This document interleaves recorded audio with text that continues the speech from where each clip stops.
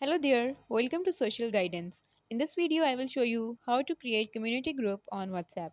So for this, let's open our WhatsApp first. Once the app is open, now here you will find communities option. Click on it and there you need to click on start your community. Now click on get started and from here you need to name your community. Let's name it first and then click on this green arrow.